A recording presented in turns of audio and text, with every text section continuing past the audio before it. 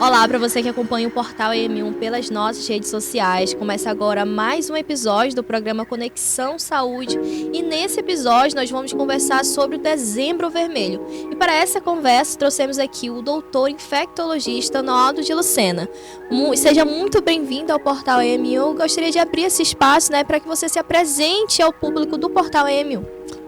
Bem, eu quero iniciar isso aqui a gente falando o quanto eu estou agradecido pelo espaço, quanto eu estou agradecido pela conversa também, porque na verdade a gente vai tocar num assunto que é extremamente importante para a população. Falar sobre Dezembro Vermelho é importante não só porque você chama a atenção para um dado momento, lembrando que vida sexual a gente tem durante a vida inteira, né? E durante o ano inteiro. Daí a importância de a gente ter esse momento para discutir um pouquinho mais, com um pouco mais de detalhe, o que é esse Dezembro Vermelho de verdade, o que é que ele representa e o quanto ele é importante. Então, só agradecimento. Aproveitando sua deixa do agradecimento, gostaria de agradecer novamente a sua presença por aqui. E para você que está acompanhando o programa Conexão Saúde, o assunto que vai ser discutido aqui, como já citamos anteriormente, vai ser sobre a campanha do Dezembro Vermelho. Então, começa agora o programa Conexão Saúde.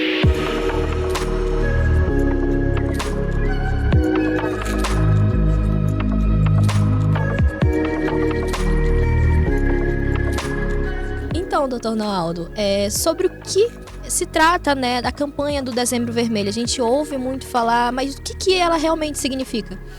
Na verdade, a gente começou muito com o 1º de dezembro, que é o Dia Mundial de Combate ao HIV. E isso tinha ficado muito restrito justamente ao dia 1º, e isso ganhou proporção porque a gente teve um aumento de número de casos ao longo do tempo dos casos de HIV, apesar da gente hoje ter uma doença que tem um tratamento que é efetivo, e você sim, se houve a possibilidade de ter adquirido o HIV, não se desespera. Essa coisa de se desesperar já foi de lá 30, 40 anos atrás. Hoje, de fato, Emília, é importante a gente falar disso. A gente tem um tratamento que é efetivo e que você certamente irá ter uma qualidade de vida excepcional se você fizer o seu tratamento. Agora, é fundamental, uma vez começado o tratamento, fazer de forma correta. E aí isso se amplia. Isso se amplia depois para um Dezembro Vermelho, o que foi uma coisa muito mais interessante, que deixou de ficar restrito a apenas um dia para um mês inteiro, para a gente conversar justamente sobre, especialmente, prevenção, sobre diagnóstico precoce, que geralmente é uma coisa que as pessoas confundem muito, o que é prevenção, o que é diagnóstico precoce, sobre tratamento, sobre qualidade de vida, sobre meios de prevenção, ou seja, tudo que envolve não só o HIV e a AIDS, mas sobretudo as ISTs, o grande guarda-chuva das ISTs, sob o qual o HIV/AIDS também está, e eu acho que é importante a gente discutir e conversar sobre esse assunto e esclarecer. Se você que está aí assistindo quiser fazer alguma pergunta, depois a gente deixa aqui as nossas redes sociais no ar, e aí vocês podem perguntar lá no privado e a gente responde. Com relação, o senhor citou anteriormente sobre a questão das ISTs, Uhum. Você, como profissional da área da saúde, infectologista, tem observado um aumento do número de casos de IST no Amazonas, com os casos que o senhor tem lidado? Olha só, Emília, a gente está bem preocupado com isso, porque assim, contrariando o que vem sendo dito na literatura mundial a respeito de PrEP, que é uma profilaxia pré-exposição, que aí, como eu estava te falando aqui, antes da gente começar, a prevenção é um assunto à parte, é um mundo de informações que a gente pode discutir uma outra vez depois. Mas é importante a gente justamente lembrar que quando a gente está falando de PrEP, quando a gente está falando de prevenção, quando a gente está falando de diagnóstico, é importante que as pessoas se conscientizem que, uma vez vida sexual ativa, e isso não importa a qual orientação que você tenha, é importante que, se essa vida sexual for uma vida sexual razoável, não é assim, 1, 2, 3, 4, meia dúzia de parcerias durante um ano, tudo bem, uma vez por ano já é suficiente, mas é importante que a gente faça esse diagnóstico da forma mais precoce possível, e mais importante do que fazer o diagnóstico precoce é a gente trabalhar a prevenção para que você não venha se contaminar com nenhuma das ISTs. E este aumento que você perguntou, vou ter que te responder com uma realidade bastante, bastante triste para a nossa região e para a nossa situação. A gente tem observado um crescente progressivo de casos não só de HIV, mas de AIDS avançada, diagnóstico avançado de AIDS, ou seja, a pessoa já chega com a doença. Aliás, acho que é importante separar o que é HIV e o que é AIDS. Vivendo com HIV é o momento em que você adquire o vírus e, claro, que se você não toma remédio, não diagnostica, não faz absolutamente nada, aí você evolui para um outro estágio que a gente chama de AIDS, que aí você passa a viver com AIDS, que aí sim você começa a ter sinais e sintomas. Ai, no áudio agora eu estou com AIDS, é o fim do mundo? Não, não é. A gente consegue, na grande maioria das vezes, fazer com que uma pessoa saia da situação de AIDS e volte a ser uma pessoa vivendo com HIV. Mas é óbvio que, se eu faço isso de uma forma precoce e consistente, eu vou descobrir a evidência de eu estar ou não vivendo com alguma dessas doenças, e HIV é o que a gente está falando aqui agora, e aí eu posso começar o tratamento de forma precoce, e começando esse tratamento de forma precoce, eu garanto com toda a certeza absoluta, os trabalhos aí estão de rodo mostrando para a gente que se você tem essa adesão, que é justamente tomar os remédios de forma correta e tomar todos os dias, você tem uma qualidade de vida absolutamente comparável a uma pessoa não HIV. E, quiçá, melhor, porque as pessoas se esquecem disso. Você vivendo com HIV é monitorado todos os anos com uma sequência enorme de exames, não é? Aí se você pergunta assim para um ser humano comum, quando foi que você foi no médico a última vez? Você foi só para fazer um check-up. Você não estava sentindo nada. Quando você foi? Eu fui há 2 anos, eu fui há 3, às vezes eu nunca nem fui. Então você que vive com HIV ou está vivendo com AIDS nesse momento, tenta voltar para essa situação de viver com HIV e você vai ser monitorado, e com certeza é por isso que muitas das pessoas que são aderentes ao tratamento têm sim uma qualidade de vida, às vezes até melhor de uma pessoa que não vive com HIV.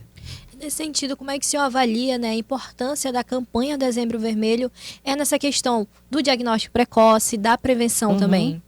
Olha, Emília, eu vou te dizer uma coisa. Eu quero até parabenizar o espaço de vocês, né, o M1, que está fazendo essa cobertura que eu acho que é importante. É claro que o papel da mídia é fundamental. Acho que nos últimos anos a gente tem falado muito pouco sobre STs. Né? E aí é uma coisa que a gente, talvez as pessoas ficam às vezes chateadas com a gente, porque você está criticando, tá isso, mas eu acho que até o poder público, em todas as esferas, tem andado muito ausente. E ausente em que sentido? Eu acho que o poder público precisa sim retornar às campanhas de alerta. Porque a gente tem vivido, né, no momento que é 1.x, é 1,5.x, é 2 vezes a velocidade do que a gente tem que viver, e às vezes algumas coisas, nessa pressa que a gente tem vivido, a gente vai esquecendo do que de fato é importante. E uma das coisas importantes, com certeza, é a gente se manter saudável. E com relação aos grupos, né, os jovens, eles têm estado mais vulneráveis, né, pela ausência, como o senhor citou, né, sobre essas campanhas de prevenção, de diagnóstico, eles têm estado mais vulneráveis pelo que o senhor tem observado? Vamos já fazer uma separação que eu acho que é interessante. A gente usou por muito tempo a nomenclatura grupo de risco. A gente não fala disso, a gente fala de comportamento de risco. E um comportamento de risco eu posso ter por muito tempo, posso ter num dado momento da minha vida e é independente de orientação sexual. Você pode ser uma pessoa que se comporta com risco, seja você hétero, seja você homo, seja você bi, seja que orientação sexual você tenha. Isso talvez seja uma coisa importante para a gente trazer à baila. Mas o que foi mesmo que tu perguntou? Se essas pessoas, que elas acabam estando mais vulneráveis pela ausência. Aí a gente fala hoje de grupos de vulnerabilidade, de grupos vulneráveis. E, obviamente, que aí também já fui muito jovem. Quando a gente é jovem, a gente tem uma tendência de acreditar que a gente é imortal, né? A gente, além de imortal, é um ser e literalmente um super-homem, né? Uma super-mulher. Que assim, que nada nos alcança, as balas não nos atingem, a gente está eternamente jovem, lindo, maravilhoso, e a gente sabe que não é assim. Então, este grupo é um grupo que tem nos preocupado do ponto de vista de vulnerabilidade por causa do aumento não só dos casos de HIV, mas também das outras ISTs. A gente tem, assim, dados que são dados agora da expertise minha, né? Obviamente, como eu faço esse tipo de atendimento todos os dias, é importante a gente lembrar que a gente começou a ver um aumento de outras doenças, por exemplo, sífilis, por exemplo, gonorreia, por exemplo, condiloma, por exemplo, hepatite B, que é uma doença que a gente chama de imunoprevenível, ou seja, você sabia que hepatite B é de transmissão sexual? Você sabia que hepatite A eventualmente pode ser transmitida sexualmente? Então é importante se saber, Emília, se a gente tem essas doenças que podem ser prevenidas através de vacina, se eu de fato sou vacinado para elas. E aí a gente acha que é importante a gente falar, né? Sexo é uma coisa boa, sim. Não é pecado, não, tá? Apesar de algumas pessoas acharem. Mas a gente não, o importante não é o que eu faço. O importante é como eu faço. Né? E aí a gente falava um dia desses justamente sobre essa sexualização que dizem, será que é lícito começar a falar de sexo com pré-adolescentes, com adolescentes? Ora, os países civilizados do mundo já provaram que isso é lícito sim e que isso tem um bom resultado. Porque a gente, querendo ou não, as pessoas iniciarão vida sexual. Existem, sim, pessoas que são assexuadas, mas a gente está aqui falando da maioria, tá? A gente não está falando da minoria. Então, a gente não está falando de uma pessoa que não gosta de sexo. A gente está falando da pessoa que gosta de sexo, que é a maioria das pessoas. E essa vida sexual vai começar. Se ela vai começar, eu acho que é extremamente importante. Eu, inclusive, tive um pai que juntou os filhos e foi falando, olha, vocês já estão entrando numa idade, a gente já está percebendo que vocês estão olhando para o lado, já deixaram de gostar de brincar de carrinho, que a sua irmã já já deixou de gostar de brincar de boneca, então está na hora da gente ter uma conversa que seja compatível com as necessidades de vocês. E agora, a partir de agora, vocês irão ou não adquirir só aquela doença na dependência de vocês seguirem ou não as coisas que a gente vai aqui informar. Então, essa coisa de sexualizar, por favor, eu acho que a gente tem um assunto muito mais grave, como, por exemplo, o abuso de crianças dentro do seio da família. Eu acho que a gente tem outros pontos que são realmente muito mais graves do que esse, que vai trazer, na verdade, um gerenciamento de risco. Ou seja, a pessoa que vai iniciar a vida sexual, é melhor que ela vire para você, papai, mamãe, tio, meu tutor, meu mentor. Eu estou pensando em começar a ter esta liberdade, o que é que eu poderia fazer para me proteger? Eu acho que esse papo é um papo que precisa vir à baila, que é outra discussão teológica, sociológica. Uma facção acha que não, outra facção acha que sim. Uma coisa a gente sabe. Os países civilizados do mundo estão muito próximos de controlar justamente o HIV por causa disso. Porque as conversas são diretas e objetivas. É a questão da educação sexual, né? Que muitas pessoas Exato. comentam e colocam um tabu sobre o tema, né? Uhum. Mas a educação sexual, ela parte desse princípio, que é prevenir possíveis ocorrências desse tipo. Não somente com as ST, mas também com as gravidez na adolescência, né? Que aqui no Amazonas, principalmente na região do interior, é um número muito alarmante, né? Então, essa questão da educação sexual, o senhor entende que é um tema importante para ser discutido nessa questão da prevenção de STs? Absolutamente. Para mim, ele é absolutamente fundamental. Porque você, querendo ou não, independente da sua crença política, da sua crença religiosa, as pessoas irão se relacionar sexualmente. Então, por que a gente expor a um risco desnecessário? Se eu tenho medidas para as quais eu posso utilizar, com as quais eu posso utilizar e prevenir certas doenças, por que não falar? Não é melhor descobrir isso no momento antes de eu começar a vida sexual, do que aparecer uma gravidez indesejada de uma adolescente? Porque, convenhamos, uma menina de 13, 14 anos que engravida, a vida dela foi absolutamente cortada pelo meio, porque ser mãe não é uma responsabilidade pequena. E aí, por mais que ela tenha a mamãe, a avó, o tio, a compreensão de todos, já que isso deixou também de ser um tabu, a famosa virgindade, que a gente sempre propalou e apregoou como sendo uma coisa absolutamente fundamental, e sexo antes do casamento era uma coisa pecaminosa e absolutamente relegada a todas as pessoas que iriam para o inferno, eu acho que é importante que isso venha à baila dessa discussão para que justamente as pessoas possam tomar a decisão de sim ou não, já que a gente tem a tal violência que eu falei dentro da família, e aí sim eu tenho o poder de escolha. Eu começo a minha vida sexual quando eu quiser, e para isso eu vou tomar as prevenções que me foram ensinadas e que são cabíveis. E com relação aos verdades e os mitos, né, que existem muitas questões que perpassam, né, sobre o tema da campanha Dezembro Vermelho e tudo mais. Muitas pessoas acreditam que para contrair algum tipo de IST é somente pessoas que têm a vida sexual ativa, né, e tudo mais. Isso é uma verdade? Isso é um mito? Como é que funciona nessa questão por parte da área da saúde e dos profissionais dessa área? Olha só, o que é que eu teria para dizer sobre isso? A gente fala muito sobre promiscuidade. E a gente está sempre querendo colocar o chapéu de louco na cabeça de alguém. E aí a gente tem muito isso. Porque um determinado grupo que tem uma vulnerabilidade maior, como é o caso dos homossexuais, como é o caso das travestis, das transexuais, dos usuários de droga, a gente quer sempre colocá-los como dos profissionais do sexo, a gente quer sempre colocar essas pessoas como sendo pessoas promíscuas. isso nem de longe é verdadeiro, tá?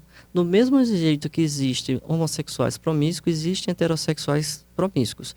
Um dado que é interessante, né? A gente tem uma amostra que é sempre muito viciada. A gente trabalha com pacientes, na sua grande maioria, que são pessoas que têm orientação sexual como homossexual, né?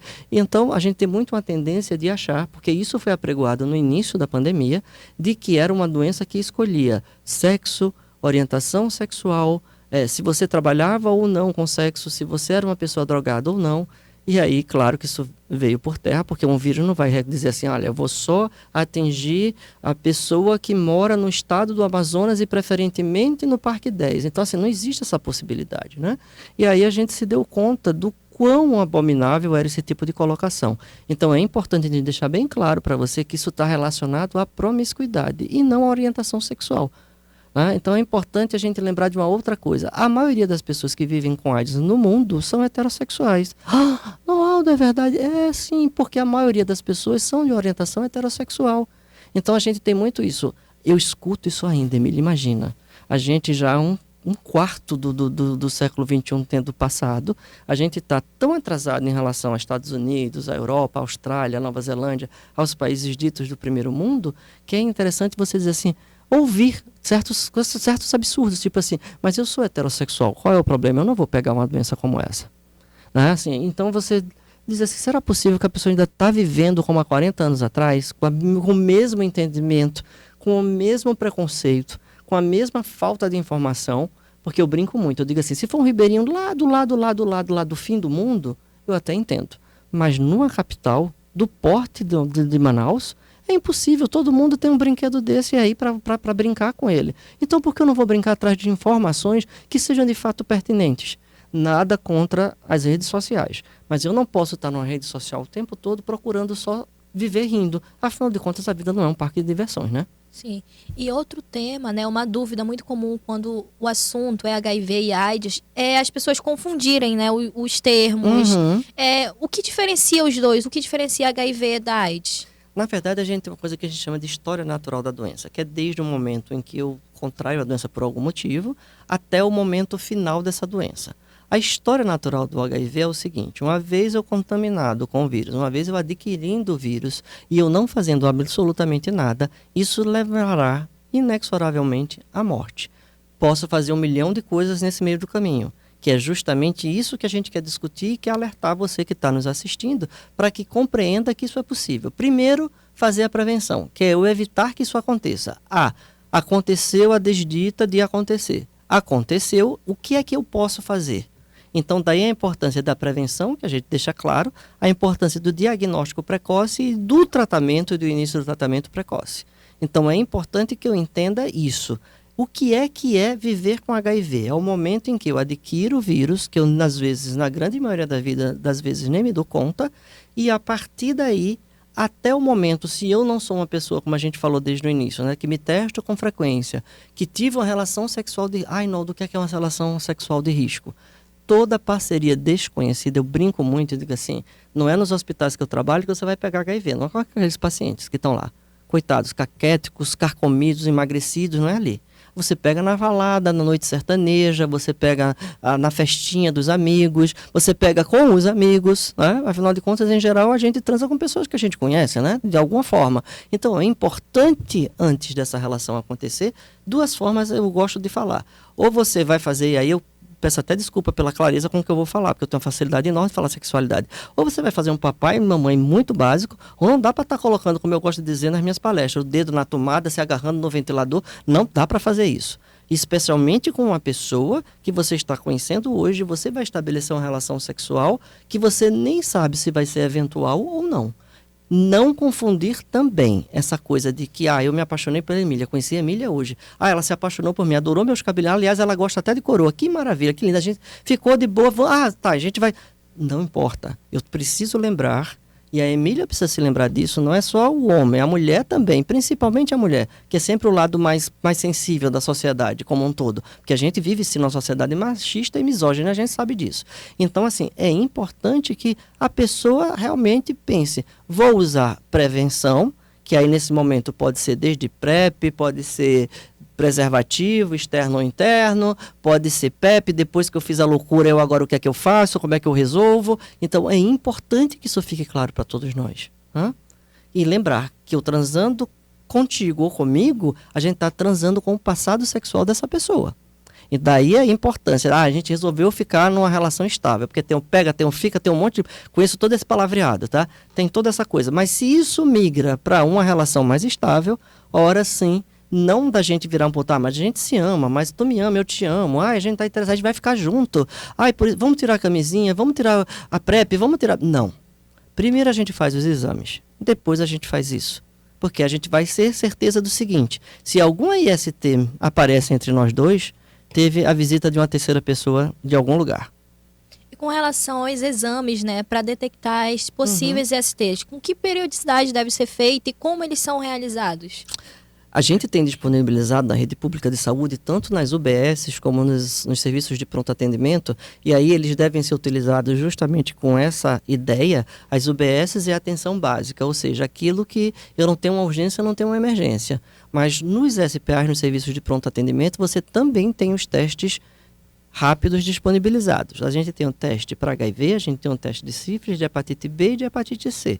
Então é importante que, se você tem o que a gente chamou de relação de risco, saí hoje à noite para balada, bebi mais do que eu devia, não estou acostumado a beber, a gente conhece uma coisa da psicologia que é o superego, que é o que diz para a gente o que a gente pode e o que a gente não pode, e todas as vezes que a gente sob o efeito de uma droga, quer seja lícita ou ilícita, a gente tem uma tendência de soltar o superego e dizer, olha, agora eu fiquei rico, fiquei lindo, fiquei gostoso e vou pegar todo mundo. Então, cuidado com este comportamento. Se você é uma pessoa que tem esse tipo, posso dizer, né, esse tipo de descontrole, é bom você, então... Que uma vez vieram me dizer, doutor, eu estava numa palestra, na maioria de adolescentes e jovens, muito jovens, adultos muito jovens. E aí, mas o que o senhor está dizendo? Que a gente não pode transar sem camisinha? Eu disse, depende. Não é isso que eu estou falando. O que eu estou falando é, você deve tomar o cuidado e depois que você tiver direcionado a tua relação eventual para uma relação que talvez possa evoluir para uma relação mais estável, a necessidade absoluta de se testar para que você possa realmente desfrutar de sexo sem preservativo, desde que haja. Aí vê só que assunto interessante, Emília. Precisa existir uma relação de fidelidade e de lealdade. A gente confunde muito os dois termos, mas eles são absolutamente diferentes. Não, do que significa uma coisa e o que significa outra. Eu adoro português, eu adoro semântica. Ser fiel é uma opção minha. Eu posso escolher ser fiel ou não ser fiel, mas ser leal é uma obrigação ética e moral. E qual é a diferença? A fidelidade é, a gente tá namorando e eu falei pra gente que a gente não ia transar e que a gente não ia ter ninguém fora. Cheguei no meio da rua, aconteceu isso, me encantei por alguém, fui lá e transei com a pessoa. Deixei de ser fiel. Só não posso deixar de ser leal. Eu tenho que chegar em casa e dizer, olha, aconteceu isso. Aí, como diz na minha terra, né? Se a gente vai se pegar na porrada, tu vai quebrar um prato na minha cabeça, se isso vai dar uma confusão, não interessa. Eu acho que quando a gente extrapola certos limites, a gente tem que lembrar que a gente pode incorrer nas consequências dessa extrapolação. Então, faz parte do pacote, porque ainda tem mais isso. Eu acho que a juventude de vocês está vivenciando um momento bem delicado do ponto de vista de entender a vida. Eu acho que a gente trouxe tanto conforto, as relações que veio de trás, trouxe tanta estabilidade e tanto conforto, que vocês começaram a acreditar nessa coisa de novo, de que são inalcançáveis, que problemas não podem existir, que doenças não poderão aparecer. E isso é uma possibilidade, sim. Só que a gente também tem que ser responsável, né? Na hora que isso acontece, aí, o que é que eu faço? Assumo a responsabilidade ou transfiro para papai, para mamãe ou para quem de direito? Eu acho que essa parte do que eu faço agora, eu acho que vai encaminhando para a pergunta que eu gostaria de fazer, que é a partir do momento que a pessoa desconfia, né, que ela está com algum tipo de IST. Qual deve ser o primeiro passo? Bom, se ela começa a ter... Porque a gente, numa doença, a gente tem duas coisas, sinais e sintomas. O que são os sintomas? É aquilo que eu relato enquanto paciente para você. Aí eu chego, doutor Emílio, olha, eu tô com dor de cabeça, eu tô com a secreção, eu tô isso aí. O que é sinal? Sinal é o que eu objetivamente vejo. Né? Às vezes tem pessoas que é muito engraçado, né? Assim, aí vem uma coisa da esfera da psicologia que eu também gosto muito, e a gente vê às vezes assim, quando uma pessoa tem uma relação sexual com alguém que ela descobre que era HIV, mesmo ela tendo usado preservativo, tem umas que surtam tanto que elas começam a somatizar, e aí elas começam a sentir os sinais e os sintomas de HIV, de infecção aguda pelo HIV. Mas é importante a gente separar uma coisa da outra, né? A gente já deixou claro aqui o que é HIV e o que é AIDS. Então, assim, quando é que eu devo me testar? Se eu tive uma relação sexual que eu considerei uma relação sexual de risco, e o que é uma relação sexual de risco? Eu conheci uma pessoa na balada que eu nunca mais vou vê-la, transei com ela, isso foi uma relação de risco, porque eu não sei o que é que essa pessoa tinha. Eu não conheço o passado dessa pessoa. E aí não tem nada a ver com moral, tá? Eu tenho horror à falsa moral. Fiz a coisa, fiz, e pode acontecer com qualquer um. Pela pessoa mais controlada, aliás, tem trabalhos mostrando justamente isso, Emília. Quanto mais enquadrado eu sou, né, socialmente falando, quando eu estou sob efeito... Quer ver um exemplo bem engraçado? Eu gosto muito de trazer isso nas minhas palestras, nas minhas conversas na televisão. Quando a gente viaja, tu já percebeu que a gente tem uma tendência a ficar rico? Quando a gente está de férias, a gente olha uma camisa assim, poxa, R$ 150 é muito cara. Mas estou viajando e só isso, 150 me dê duas, que eu vou levar é duas. Então a gente tem essa tendência de fazer isso, quando a gente sente que está numa posição de conforto. E aí isso significa anular o superego, que é o grande juiz de nós que diz assim, isso aqui tu pode, isso aqui tu não pode. Ou seja, quando tu estás em Manaus, né, que é a nossa cidade, aí tu diz assim, isso aqui eu não posso gastar, porque eu vou estourar o meu cartão de crédito. Quando tu viaja, tu entra na loucura, quando tu vê, tu extrapolou 2, 3 vezes o que tu podia no cartão de crédito. A mesma coisa acontece no comportamento humano. E é isso que a gente tem que levar em consideração. Então, o primeiro passo seria buscar, né, um profissional da área da saúde, exames. Se como eu te falei, é um caso que você teve essa relação sexual que você considera suspeita, mesmo que você não tenha nem sinal, nem sintoma, vai lá no serviço de pronto atendimento, fala sobre isso e faz os teus exames. Se é algo que já tem 1, 2, 3 semanas que aconteceu, vai lá também, agora não num pronto atendimento, vai lá no UBS e faz teus exames. Porque o que a gente tem? Algumas doenças vão mostrar esses sinais com 5, 6, 7 dias depois, como é o caso de sífilis, como é o caso de gonorreia, como é o caso das uretrites não gonocócicas, como é o caso da, por exemplo, a secreção que é causada pela clamídia, pela gardnerella, por algumas outras doenças. No entanto, é importante a gente frisar que nem sempre isso vai acontecer. E se não acontecer, não significa que você... Porque o HIV eu me adquiri aqui, certo? Mas eu vou chegar aqui e não vou estar sentindo nada 2, 3 semanas depois. Existe sim. Naldo, mas infecção aguda pelo HIV existe, é verdade. Mas é raro, não é uma coisa comum. Eu ter isso e daqui a 4, 5, 6 semanas eu começar a apresentar um quadro que eu vou já descrever e vocês vão ver o quanto isso é incomum na Amazônia. Eu tenho dor de cabeça, tenho dor no corpo, dor na garganta, dor nas articulações, moleza. Já viram alguém falar disso? Pois é. Eu tô com infecção de garganta. Pois é. Isso pode ser HIV? Pode. Então, eu gostaria de agradecer, né, os seus esclarecimentos sobre um tema tão importante que é essa campanha, né, do Dezembro Vermelho e tudo que ela abrange. E agora eu gostaria de abrir também um espaço para que você faça suas considerações finais, né, para o público do Portal M1 que está nos assistindo agora.